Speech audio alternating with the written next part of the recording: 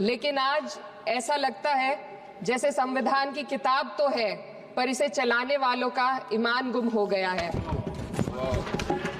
आज हिंदुस्तान में हर वर्ग को किसी न किसी चुनौती का सामना करना पड़ रहा है, मगर अल्पसंख्यक खासतौर पर मुसलमानों पर जो कहर टूटा है वो किसी से छुपा नहीं है।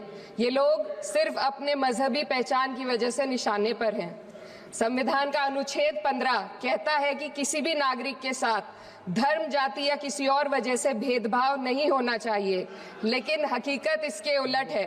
हालात इस कदर बिगड़ चुके हैं कि hate speech, mob lynching, bulldozer द्वारा घरों को गिराने की घटनाएं आम हो गई हैं, खास तौर पर उत्तर प्रदेश में, जहां ऐसा लगता है जैसे कानून के नाम पर जंगल राज चल रहा हो।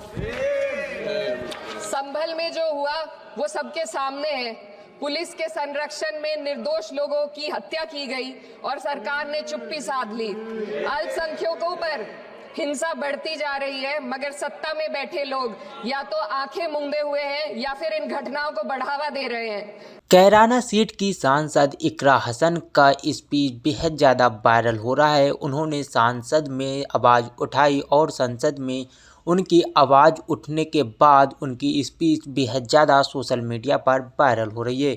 सपा की सांसद कैराना सीट से इकरा हसन हैं और उन्होंने जब अपनी बात रखी तो सारे लोग बेहद ज़्यादा दंग रह गए। इकरा हसन ने चाहे संभल हो, चाहे बांग्लादेश या हिंदुस्तान में अल्पसंख्यकों के साथ जो जुल्म सितम हो रहा है, और चाहे बाबा का बिल्डोजर हो, इन सारी बातों को लेकर बहुत सारी बातें कही हैं। तो सबसे पहले आप इकरा हसन का एक वीडियो देखें जो संसद में दी गई स्पीच है। लेकिन आज ऐसा लगता है जैसे संविधान की किताब तो है, पर इसे चलाने वालों का ईमान गुम हो गया है। आज हिंदुस्तान में हर वर्ग को किसी न किसी चुनौती का सामना करना पड़ रहा है, मगर अल्पसंख्यक खासतौर पर मुसलमानों पर जो कहर टूटा है वो किसी से छुपा नहीं है। ये लोग सिर्फ अपने मजहबी पहचान की वजह से निशाने पर हैं। संविधान का अनुच्छेद 15 कहता है कि किसी भी नागरिक के साथ धर्म, जाति या किसी और वजह से भेदभाव नहीं होना चाहिए, लेकिन हकीकत इसके उलट है। हालात इस कदर बिगड़ चुके हैं कि hate speech, mob lynching, bulldozer द्वारा घरों को गिराने की घटनाएं आम हो गई हैं, खास तौर पर उत्तर प्रदेश में, जहां ऐसा लगता है जैसे कानून के नाम पर जंगल राज चल रहा हो। संभल में जो हुआ वो सबके सामने है।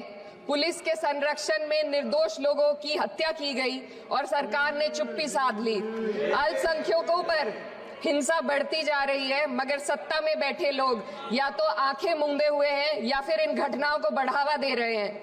हद तो तब हो जाती है जब न्यायपालिका की बात भी अनसुनी कर दी जाती है।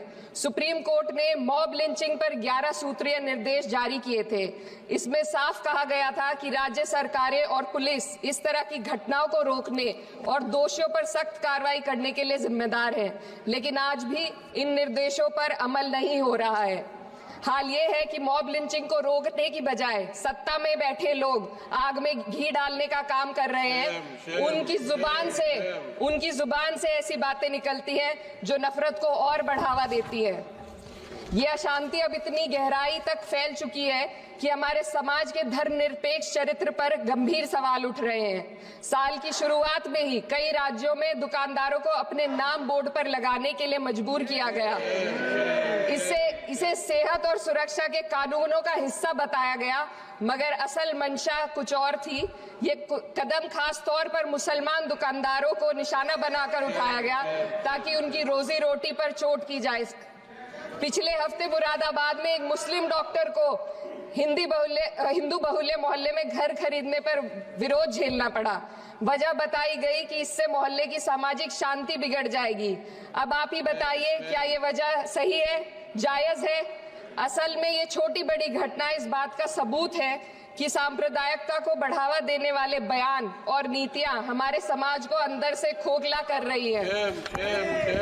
उत्तर प्रदेश में यति नरसिंहन ने बेहद घटिया बयान दिया, लेकिन सरकार इन बयानों पर कोई कार्रवाई नहीं कर रही।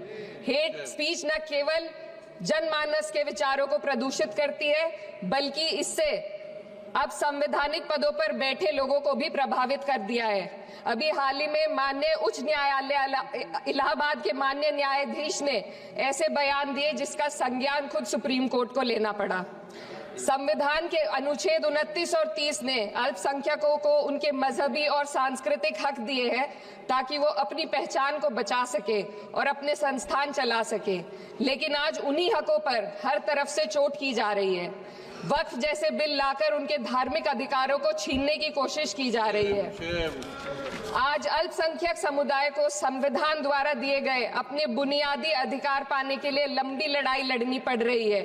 ऐसे कई मामले अदालत ने न्याय देकर संविधान की रक्षा की है, लेकिन अदालती प्रक्रिया में जो समय लगता है उसकी वजह से देश के सामाजिक ताने बाने को भारी नुकसान उठाना पड़ता है। मिसाल के तौर पर इलाहाबाद हाई कोर्ट ने 2004 के मदरसा एक्ट को रद्द कर दिया था, जिससे मदरसों के संचालन पर सवाल उठे। हालांकि सुप्रीम कोर्ट ने बाद में इस फैसले को पलट दिया और एक्ट को वैध करार दिया, लेकिन इस प्रक्रिया में जो समय लगा उसने अल्पसंख्यकों को बेचैनी और संघर्ष के दौर में डाला है। इसी कड़ी में प्लेसेस ऑफ वर्शिप एक्ट 91 भी आता है और कई अन्य अधिकार, उन्हें भी इसी तरह अदालती लड़ाइयों में उलझाया जा रहा है। ये स्थिति न केवल अल्पसंख्यकों के अधिकारों की राह में रुकावट है, बल्कि justice delayed is justice denied जैसी कहावत को सिद्ध करती है। मैं इस सदन से दुनिया भर के अल्पसंख्यकों की आवाज उठाना चाहती हूँ, खास तौर पर हमारे पड़ोसी देश बांग्लादेश में अल्पसंख्यकों के साथ जो हो रहा है वे दिल को गहरे तक चोट पहुंचाने वाला है। उनकी जान माल की हत्या की जा रही है। बांग्लादेश हो या हिंदुस्तान हो या कोई और देश, अल्पसंख्यकों की सुरक्षा, इज्जत और अधिकारों की हिफाजत हर सरकार की सबसे पहली जिम्मेदारी होनी चाहिए। मैं इस सदन से अपने देश के अल्पसंख्यकों के साथ बांग्लादेश के पीड़ित अल्पसंख्यकों की आवाज को एक साथ उठाना चाहती हूँ। ये वक्त की पुकार है कि हम सब मिलकर ये सुनिश्चित करें कि किसी भी इंसान को उसकी पहचान या मजहब के कारण डर कर जीने पर मजबूर ना होना पड़े। जहाँ हक छीने जाते हैं वहाँ अमन खो जाता है। ये बात हर सरकार को समझनी चाहिए। अगर हम सच में अपने संविधान का सम्मान करना चाहते हैं तो हमें नफरत और भेदभाव को खत्म करना होगा। हमें ये दिखाना होगा कि ये मुल्क हर वर्ग, हर जाति, हर धर्म और हर समुदाय का है, और जब तक ऐसा नहीं होगा तब तक संविधान की आत्मा सिसकती रहेगी। सर, अपनी बात को खत्म करते हुए मैं एक शेर अर्ज करना चाहती हूँ। ये दाग दाग उजाला, ये शब गजीदा शहर, वो इंतजार था जिसका ये वो शहर तो नहीं। लेकिन अगर इस सदन में बैठे हम सभी सदस्य ये ठान ले कि हमें संविधान के मूल्यों को लागू करना है और उसे लागू करने का प्रयास करें, तो वह सुबह जरूर आएगी जिसके लिए लाखों भारतवासियों ने अपने जानों की कुर्बानी दी थी।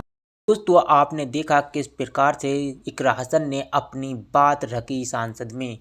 और दोस्तों, संसद में जो कुछ इकरा हसन ने कहा, आपकी क्या राय है? इकरा हसन को लेकर आप क्या कहते हैं? क्या इन सारे मामलों को लेकर इकरा हसन ने जो कुछ कहा है वो सुनने लायक है और इस पर अमल भी किया जाना चाहिए? अपनी राय कमेंट सेक्शन में बताना ना भूलना। मिलते हैं एक और वीडियो के साथ।